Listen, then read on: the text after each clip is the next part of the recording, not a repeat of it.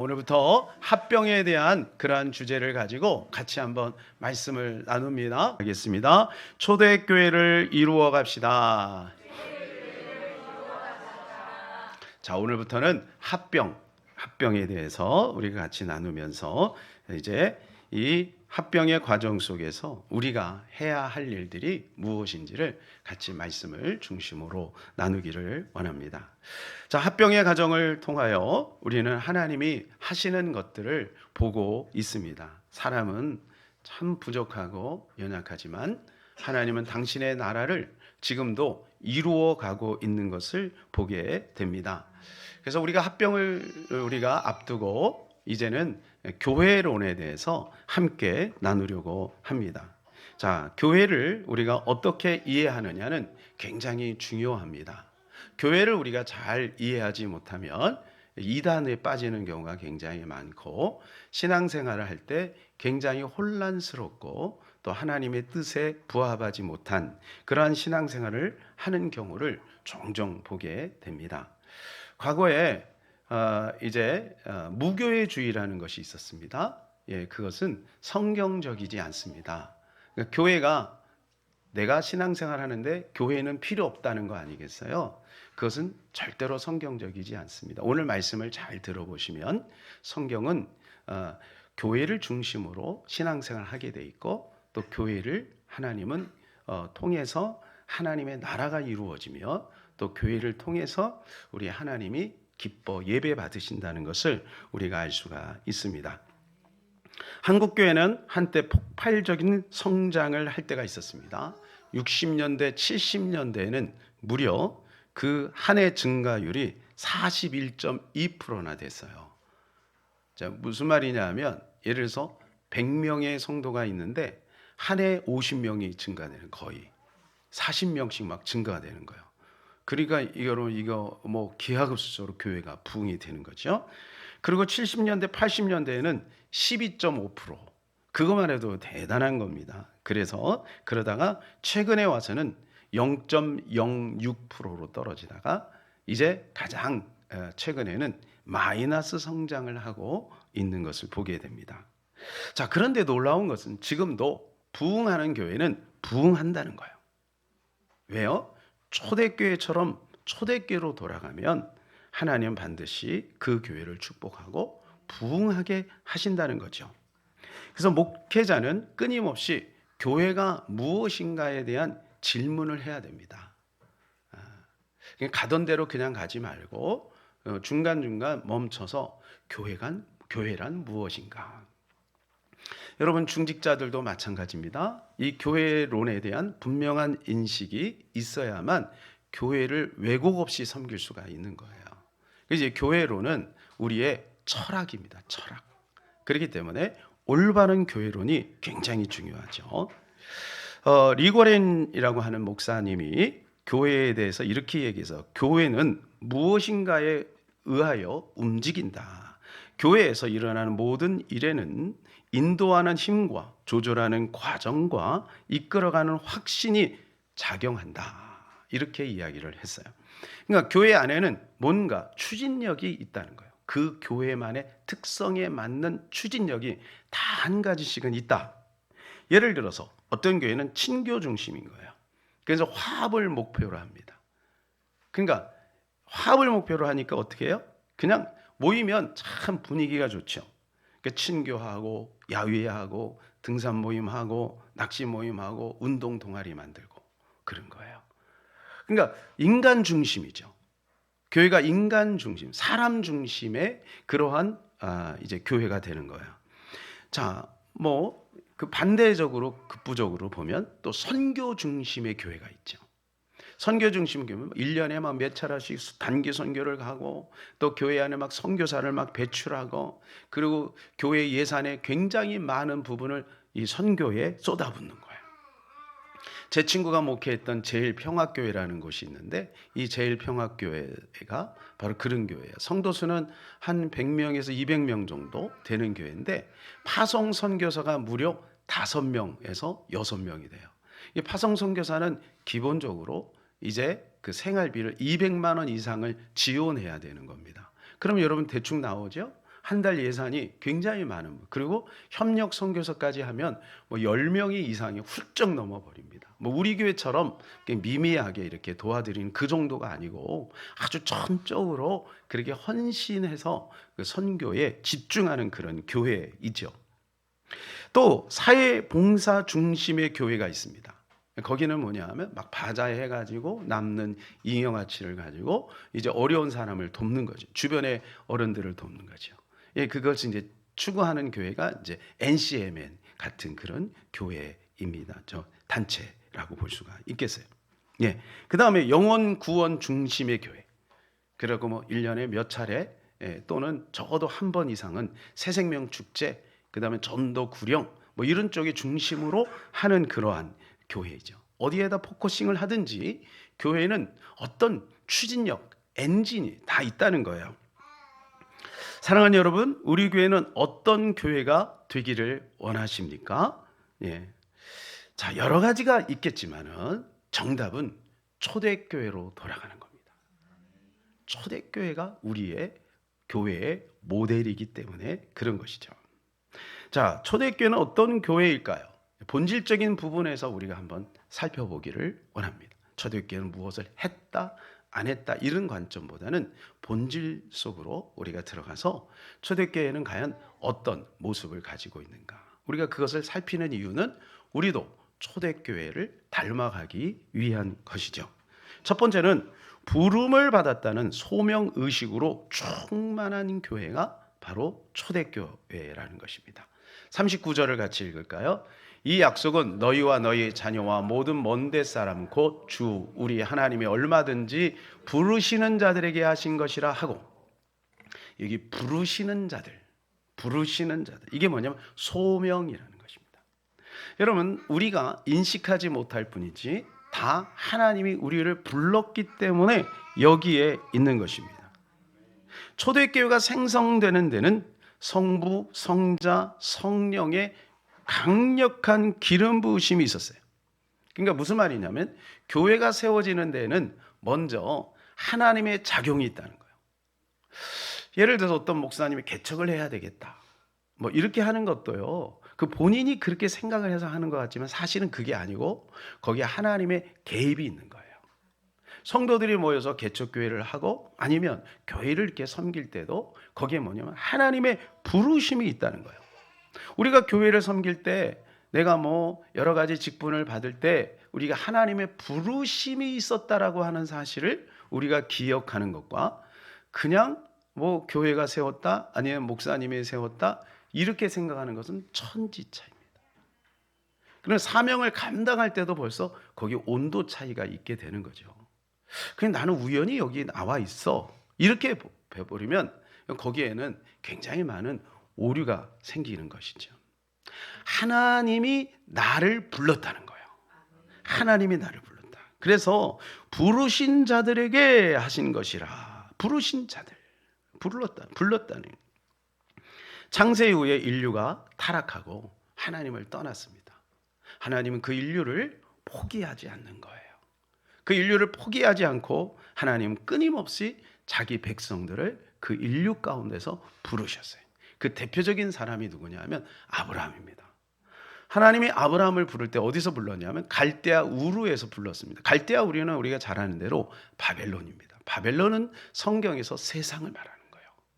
그러니까 세상의 한 복판에서 한 늙은 노인을 불러 히브리 민족으로 삼으시고, 그리고 그 히브리 민족을 샘플로 해서 하나님의 나라를 설명하는 것이죠. 근데 이스라엘 백성들을 보게 되면 얼마나 우여곡절이 많습니까? 결국은 애굽에서 430년이라는 긴 포로 생활을 하게 되고, 그리고 하나님께서 거기에서 그들을 출애굽해서 광야로 이끌고 나오셨어요. 근데 이 과정을 스데반은 이렇게 선포하고 있어요. 사도행전 7장 38절. 신의 살아도 말하던 그 천사와 우리 조상들과 함께 광야의 교회에 있었고 또 살아있는 말씀을 받아 우리에게 주던 자가 이 사람이라. 자, 자기 민족을 국가로 설명하지 않습니다. 예, 뭐라고 설명하냐면 광야 교회라고 설명을 하고 있는 거예요. 이게 다른 거죠. 여러분, 그래서 우리도 이 대한민국을 바라볼 때 우리가 큰 교회로 바라보는 시각이 필요하지 않을까. 물론 사람들은 인정하지 않지만 우리 믿는 사람들은 그렇게 그러한 시각으로 바라본다면 우리는 나라를 위해서 기도할 때도 좀 더 본질적으로 하나님의 뜻에 맞는 기도를 할 거예요. 그래서 정치인들을 우리가 선택할 때 기준이 뭐냐면, 나는 어디 출신이니까, 나는 이런 색깔을 가지고 있으니까 그냥 그렇게 선택하지 않는다는 거예요. 하나님의 나라가 이루어지는 방향. 인간은 다 그 모양 그 모양입니다. 그러나 하나님의 나라가 이루어지는 방향으로 정책을 세우고 결정하는 것을 유심히 들여다봐야 되는 거예요. 뭐 그들이 알아서 하겠습니까? 물론 링컨 같은 사람이 있어가지고 기독교 가치관으로 해갖고 노예 운동을 일으키고 막 해방 운동을 일으키고 막 그러면 정말 대박이죠. 뭐 다윗과 같은 사람이 세워지면 정말 대박이죠. 그런데요, 세상에 있는 사람들은 다 그렇지 못해요. 자기 개인적인 욕심이 있고 또 야망이 있고 그러잖아요. 그런데 그나마 그래도 하나님의 나라가 이루어지는 방향으로 결정하는 그 곳을 우리는 주목해야 된다는 것이죠. 그래서 우리는 이 교회가 어떻게 해서 세워지고 있는가? 교회는 에클레시아입니다. 원어가 에클레시아. 이게 무슨 말이냐? 부름 받은 자들의 모임이라는 거예요. 그러니까 교회는 뭐냐? 하나님이 부른 거야. 어디선가 부른 거야. 여기서 부르고 저기서 불러가지고 교회를 세운다. 우리가 이제 교회라고 하는 것을 생각할 때 이렇게 건물 안에 있는 갇혀 있는 이 교회만 생각하는 게 아니라 이 교회는 이렇게 보편적인 교회를 생각해야 되는 거예요. 성도가 교회예요. 여러분의 가정이 교회예요. 기관이 교회예요. 공동체가 교회예요. 그리고 조금 더 큰 것으로 더 글로리 처치가 교회예요. 노예가 교회예요. 총회가 교회인 거예요. 그래서 스데반은 광야 교회, 그 민족을 광야 교회로 표현을 하고 있는 것이죠. 그래서 교회 안에는 수백 년 동안 하나님의 흔적이 남아 있는 것입니다. 교회는 그냥 단순히 어떤 기관 중에 하나가 아닌 것입니다. 교회는 하나님의 숨결이 있고 하나님의 목적이 있는 것이죠. 그래서 교회는 그의 몸이라고 말씀해 주고 있고 예수님이 교회의 머리가 되신다고 성경은 말씀해 주고 있습니다. 자, 에베소 1장 23절. 교회는 그의 몸이니 만물 안에서 만물을 충만하게 하시는 이의 충만함이냐. 이거 뭐라고 돼 있어요? 교회는 그의 몸이라는 거예요. 교회는 예수 그리스도의 몸이라는 거예요. 자, 한 단계 더 나가서 골로새 1장 18절에는 이렇게 말해요. 그는 몸인 교회의 머리시라. 그가 근본이요 죽은 자들 가운데서 먼저 나신 이신 이는 친히 만물의 으뜸이 되려 하심이라. 그랬어요. 하나님의 만물의 으뜸이 예수 그리스도를 통해서 만물의 으뜸이 되는 데 있어서 어디를 중심으로 하고 있냐면 교회를 중심으로 하고 있다는 거예요. 교회의 머리는 누구냐? 예수 그리스도인 것입니다. 여러분, 그러니까 조금 더 우리가 좀 설명을 하면 쉽게 말해서 이런 거예요. 교회를 막 무시하고, 그죠? 여러분, 나의 신앙보다, 그러니까 교회보다 나의 신앙이 우선이 되면 안 돼요. 왜냐하면 교회가 예수님의 몸이고 교회의 머리가 예수님이란 말이에요. 이런 머리가 없는 그런 몸이 있습니까? 없죠. 그런데 교회를 막 무시하고 교회를 터부시하고 교회를 우습게 여기며 그러면서 나의 신앙을 가꿀 수 있다라고 생각하는 것은 굉장한 오류예요. 그래서 지금 가난한 성도들 굉장히 많죠. 그분들이 교회론을 이해하지 못하기 때문에 그래요. 교회는 탄생에서 지금까지, 여러분 광야교회가 얼마나 복잡합니까? 그죠? 완전한 교회는 이 세상에 없어요. D.L. 모디가 그랬잖아요. 설교하고 내려온 한 청년이 목사님 전 세계를 다니면서 복음을 전하니까 아주 좋은 교회가 있지 않겠습니까? 그 교회를 혹시 만나면 저에게 얘기해 주세요. 그랬어요. 그랬더니 뭐라 그래요? 야, 그런 교회는 없어. 혹시 그런 교회를 발견해도 너는 가지 마. 네가 가는 순간 그 완전함이 깨져. 여러분, 우리 인간은 다 연약하고 다 모자라요. 그러니까 교회는 어떤 사람은 막 그래요. 막 지금 교회가 뭐 이렇게 말이 많고 핍박을 받고 그런다. 여러분, 역사 이래 교회에게 핍박을 안 받은 적이 없어요. 그리고 교회 오류가 없었던 적이 없어요. 항상 있어요. 그런데 그럼에도 불구하고 교회는 그리스도의 몸이고, 그리고 교회의 머리는 예수님이라는 거예요. 자, 우리 부모님이 부족해도 부모님이잖아요. 그렇잖아요? 부모님이 완전하니까 부모님인가요? 아니죠. 우리 가족이 부족해도 우리 가족 안에 뭐 완전합니까? 그러지만 우리 가족이 사랑하는 가족 아니에요. 그래서 이 교회에 대한 우리의 인식이 굉장히 중요하다는 거예요. 그래서 교회는 하나님을 담아내고 있고, 그리고 교회를 하나님을 선포하는 유일한 기관이 바로 교회인 것입니다. 교회만이 하나님을 이야기하고 하나님을 찬양하고 하나님을 예배하는 것입니다. 그래서 특별히 하나님은 이 교회에 관심이 있는 거예요. 하나님의 DNA가 이 교회 안에 퍼져 있는 것입니다. 예수님을 하늘로 승천하시면서 제자들에게 교회를 이룰 것을 당부하셨어요. 그래서 교회는 예수 그리스도의 최고의 관심사인 것입니다. 오늘 41절 말씀을 보게 되면 신도의 수가 3,000이나 더 있어요. 와, 하루에 3,000명이 얼마나 대단합니까? 그죠? 자, 이거는요, 막 숫자적으로 교회가 부흥했다 이런 의미보다는 하나님이 교회를 통해 당신의 뜻을, 계획을 성취하고 있다는 것을 반증해 주고 있는 것입니다. 여러분, 교회가 이것을 깨닫는 순간 교회는 될 수밖에 없는 것이고 교회는 부흥할 수밖에 없는 것입니다. 그래서 교회는 자꾸 예수 그리스도를 드러내고 예수 그리스도를 자랑해야 될 줄로 믿습니다. 마태복음 16장에 보게 되면 내가 그 신앙 고백 위에 교회를 세우리니 음부의 권세가 이기지 못하리라. 천국 열쇠를 너에게 주리라. 그래서 그게 뭐냐 하면 베드로의 신앙 고백인 거예요. 베드로가 뭐라고 신앙 고백을?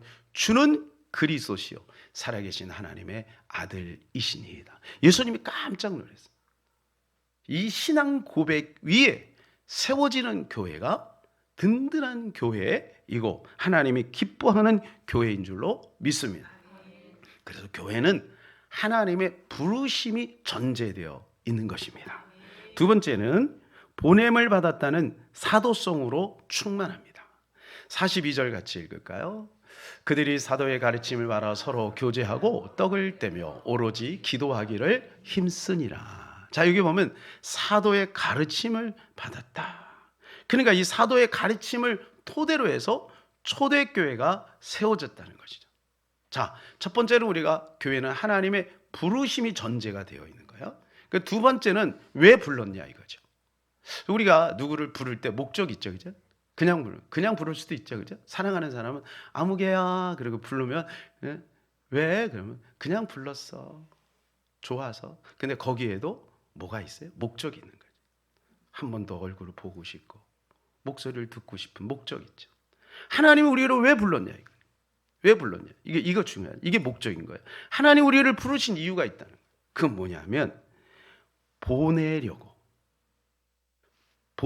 불렀다는 거예요. 그러니까 이사야를 부를 때 뭐라 그래요? 누가 나를 위하여 갈고.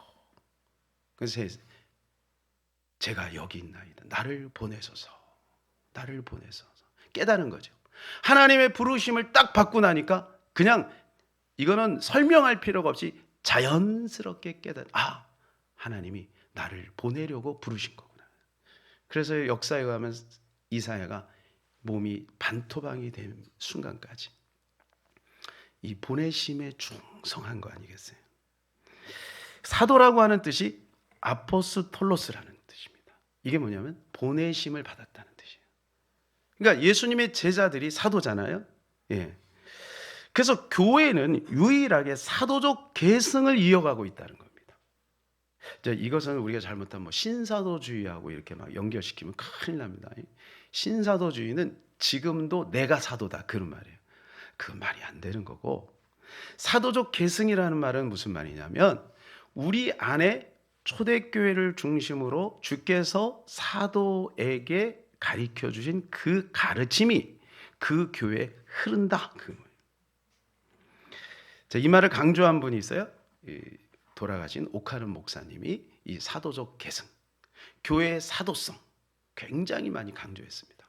그래서 성도들을 훈련해야 된다는 거예요. 그들이 가려면 여러분 대사를 아무나 보냅니까?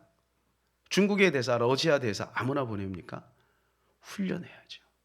공부해야죠. 그러고 가는 거죠.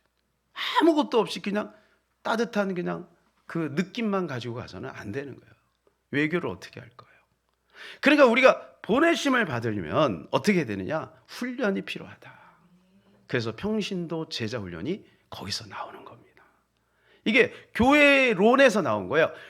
올바른 교회론을 가지고 있어야 그 교회가 건강한 교회가 되는 것이고 그 교회를 통해 하나님의 나라가 이루어지는 데 있어서 교회의 사도성이 있으니 그 사도성을 계승하는 데 있어서 평신도 제자 훈련이 필요하다. 이것은 한스킹 신학자의 지론이기도 합니다. 자, 사도 바울은요, 자기 서신서에서 보게 되면 항상 사도성을 이야기합니다. 내가 하나님께 부름을 받고 나는 사도로 택함을 받았다. 이렇게 얘기를 해요. 사실은 사도 바울은 사도가 아닙니다. 사도라는 것은 뭐냐면 예수님과 함께 동행하고 예수님의 직접 가르침을 받았던 12 제자만이 사도예요.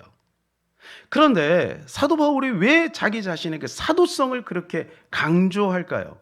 그것은 자기 자신의 체면 유지와 권위를 나타내기 위한 것이 아니라 자신이 예수님의 가르침을 받았다라는, 실제적으로 그는 이제 그 아라비아 광야에서 3년 동안 아무도 만나지 않고 직접 성령의 가르침을 받았잖아요.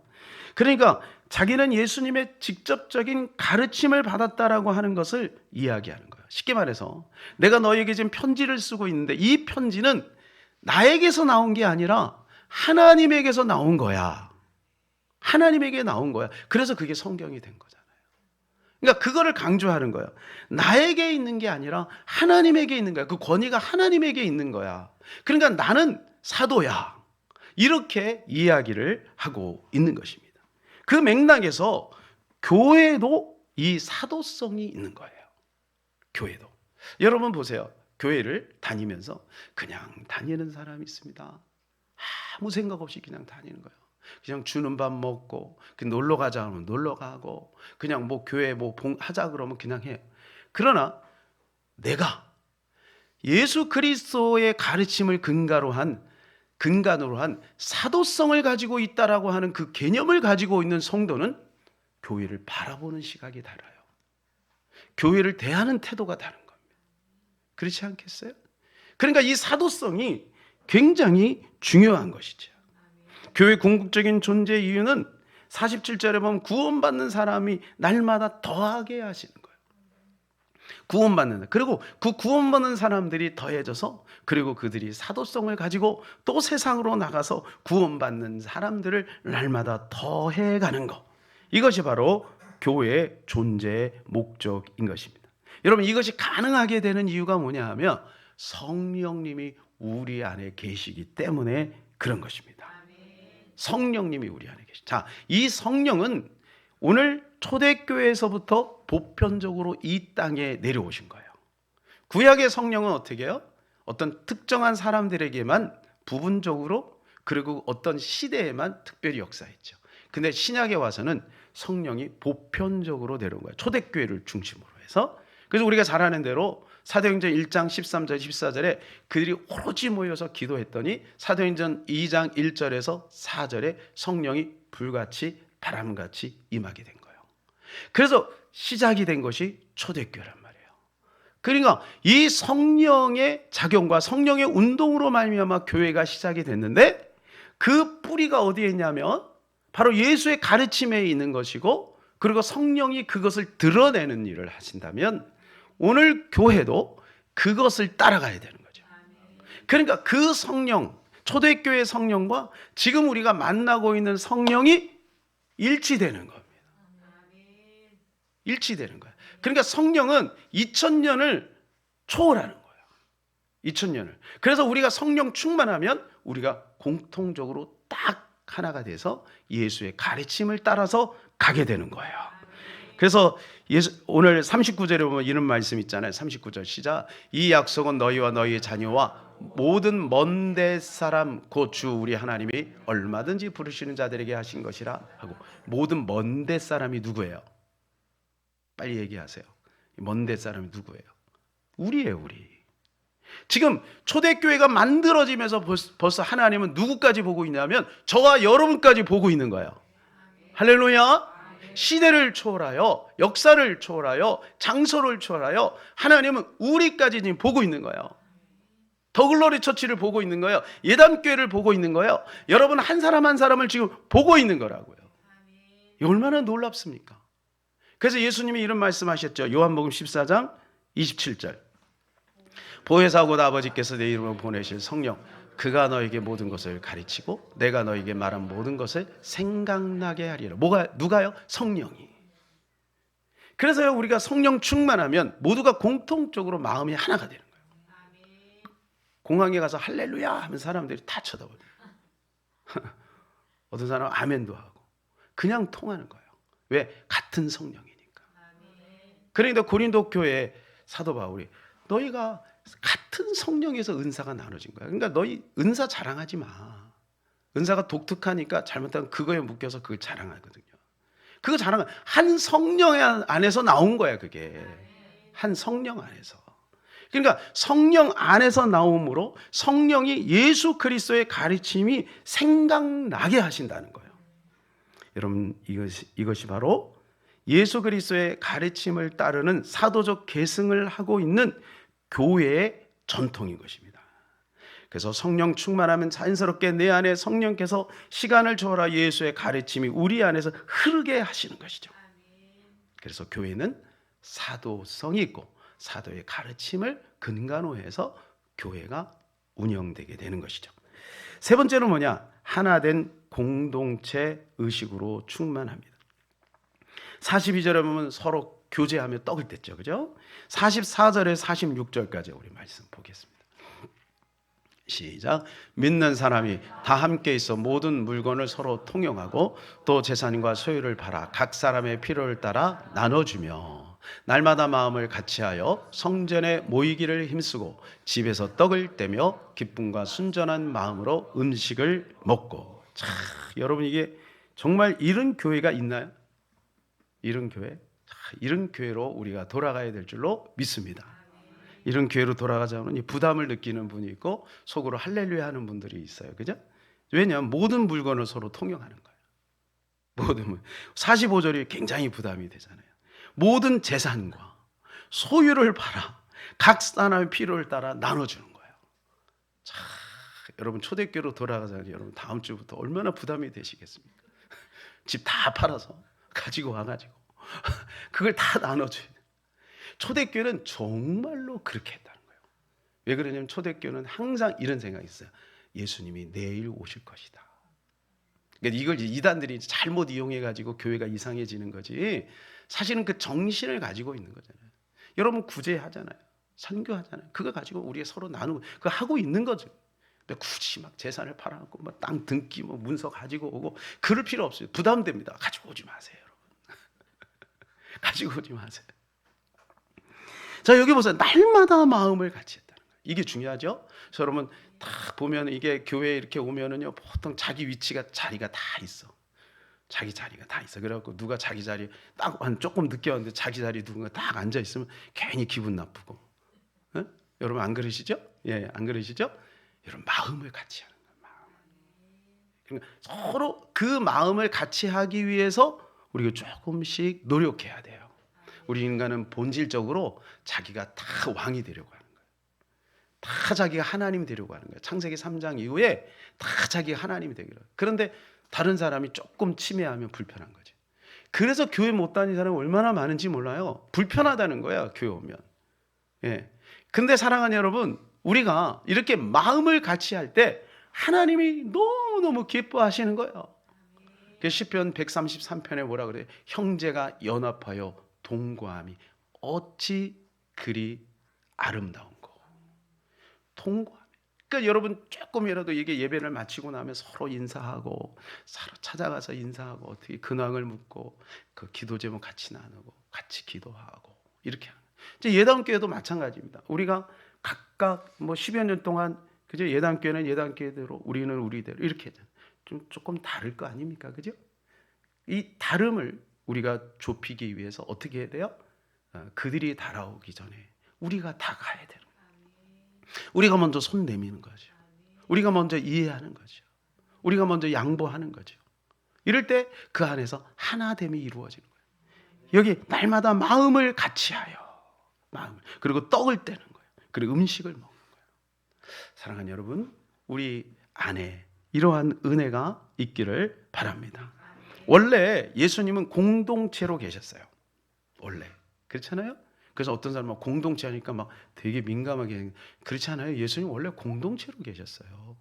12 제자와 3년이나 동고동락에 심지어 베드로는요 자기 아내를 버리고 처자를 버리고 그리고 예수님과 함께 살았어요. 쉽게 말해 가출한 거예요. 어느 날 이게 기가 막힌 거죠.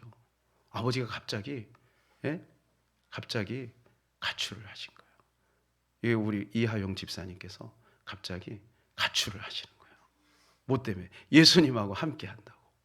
그러면 처자가 얼마나 기가 막혀요. 여러분, 우리가 그렇게 하라는 말이 아니라 그만큼 공동체 안에 결집력이 있다는 거예요. 예수님은 그 공동체 속에서 하나님의 나라를 이루어 나간 거죠. 이루어 나간 거죠. 초대교회는요, 가정교회를 중심으로 루디아에 있는 그 집에 있는 교회, 브리스가에 있는 그 집에 있는 교회, 마가의 그 집에 있는 교회, 에바브로의 그 집에 있는 교회, 그 조그만 소규모의 가정이 다 교회가 된 것입니다.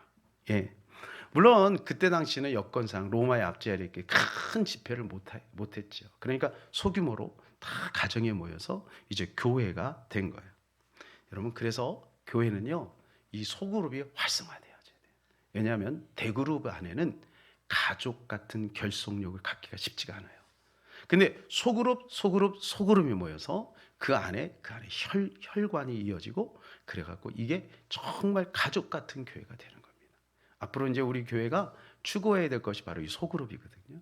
그래서 제가 이제 공사를 하는 것도 이제 이 관점을 가지고 이제 공사를 지금 하고 있는 구조를 그렇게 만들고 있는 것입니다. 여러분, 이 콘스탄티누스가 기독교를 공인할 때 이 분위기를 보세요. 어떻게 해서 이게 가능해졌겠습니까? 로마의 압제 아래에 있을 때 그 히브리 민족의 작은 유대인들이 가지고 있는 종교가 나라의 국교가 되는 거예요. 여기에는 뭐가 있냐면 가정이 있는 거예요. 가정. 로마는 세계를 지배하는 엄청난 정치력과 경제력이 있어요. 그런데 문제는 로마가 가정이 다 무너졌어요. 근데 가만히 들여다보니까 유대 가정들은 가정이 너무 순수한 거예요.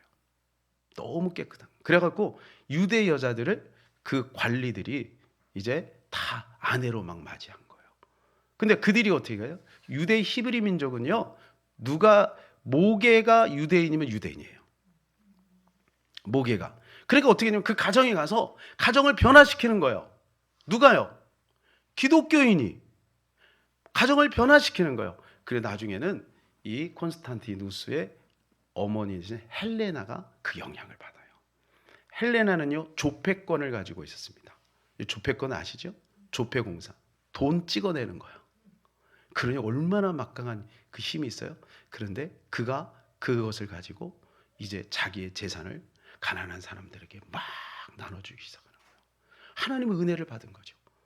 그리고 어릴 때부터 콘스탄누스가 그 영향을 받은 거예요. 그 남편도 그 영향을, 아버지 영향을 받은 거예요. 그 나중에 콘스탄티누스가 이제 기독교를 공인하게 돼요. 뭐가? 가정이 바뀌니까.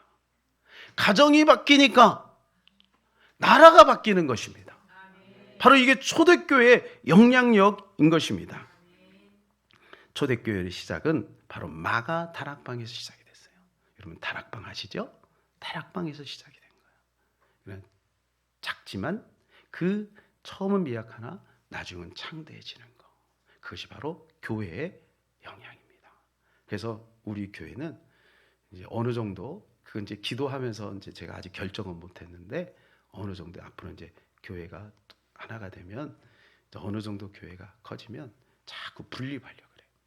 막 지나치게 막 큰 교회를 만들고 그런 것보다는 성경적으로 돌아가서 그죠? 그렇게 하는 교회, 하나님이 기뻐하는 교회를 우리가 아직 이제 저 혼자 생각입니다. 이제 알리지 마세요. 알리지 마세요. 저 혼자 생각이에요. 그런데 아마 다 동의하시라고 믿습니다. 지난 항전직 모였을 때 제가 그런 말씀했어요. 그날 모이는 날 아침에 교회에서 이렇게 기도하는데 하나님이 제 마음이 그런 마음. 우리가 둘이 하나가 되잖아요. 그죠? 둘이 하나가 되는데 둘이 하나가 되면서 끝나지 말고 이 하나가 되어서 이게 둘이 되고 셋이 되자. 이런 마음을 주시는 거예요. 그래서 제가 그때 살짝 공포했어요. 우리가 그렇게 하기를 원한다고. 그랬더니 다들 좋아하더라고. 막 아멘 하고 막 그러더라고요. 예, 우리 그런 교회 되면 너무 좋겠습니다. 하나님이 기뻐하는 교회. 그죠? 자, 둘이 하나가 된 것은 쉽지 않습니다. 근데 여러분 결혼을 생각해 보세요. 둘이 하나가 되기까지는 얼마나 시련이 있어요. 서로 싸우고 다투고 아픔이 있잖아요. 그런데 보세요. 우리가 가장 스트레스를 많이 받는 게 어디냐면 부부가 사별을 하거나 이별을 할 때예요. 그만큼 부부는 밀착이 되는 거예요. 저는 우리 두 교회가 그렇게 되리라고 믿습니다. 그러니까 당신 없이는 못 살아 이 정도로 그죠? 그렇게 되는 교회가 될 줄로 믿습니다. 자, 결론입니다. 초대교회는 세 가지 본질이에요. 첫 번째, 소명의식. 하나님이 나를 불렀다. 소명의식 분명. 두 번째는 뭐냐? 이제는 내가 왜 부름을 받았느냐? 사도성입니다. 우리가 나가서 복음을 증거하기 위해서. 그죠? 사도의 가르침을 따라. 세 번째는 뭐냐? 하나된 공동체. 서로 유무상통하고 마음을 같이 하는 그런 하나된 공동체를 만들어가는. 이게 바로 초대교회의 본질인 것입니다. 저와 여러분이 이러한 멋진 교회를 세워나가는 저와 여러분 되기를 주님의 이름으로 축복합니다. 자, 우리 이런 교회 되게 하소서 한번 찬양하겠습니다.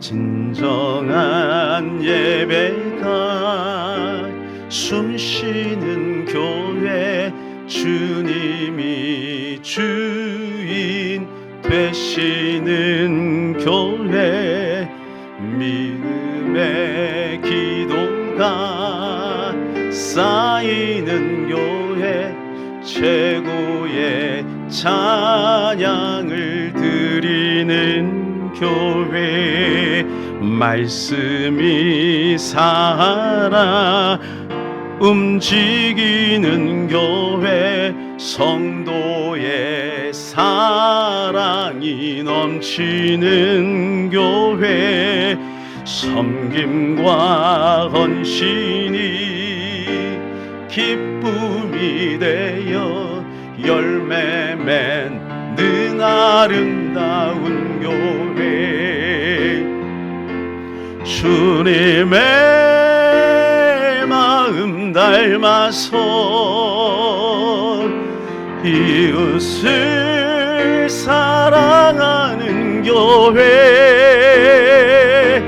주님의 영광을 위해서 빛 되신 주님 전하는 교회 사랑의 불꽃이 활짝 피어나 날마다 사랑에 빠지는 교회 주께서 사랑하는 우리 교회가 이런 교회 되게 하소서. 우리 진정 한 번 더 찬양합니다. 진정한 예배가 숨쉬는 교회 주님이 주인 되시는 교회 믿음의 기도가 쌓이는 교회, 최고의 찬양을 드리는 교회, 말씀이 살아 움직이는 교회, 성도의 사랑이 넘치는 교회, 섬김과 헌신이 기쁨이 되어 열매 맺는 아름다운 교회, 주님의 마음 닮아서 이웃을 사랑하는 교회, 주님의 영광을 위해서 빛 되신 주님 전하는 교회, 사랑의 불꽃이 활짝 피어나 날마다 사랑에 빠지는 교회, 주께서 사랑하는 우리 교회가 이런 교회 되게 하소서. 주님의 마음 닮아서, 주님의 마음 닮아서 이웃을 사랑하는 교회, 주님의 영광을 위해서 빛 되신 주님 전하는 주요, 사랑의 불꽃이 활짝 피어나 날마다 사랑에 빠지는 교회, 주께서 사랑하는 우리 교회가 이런 교회 되게 하소서. 할렐루야.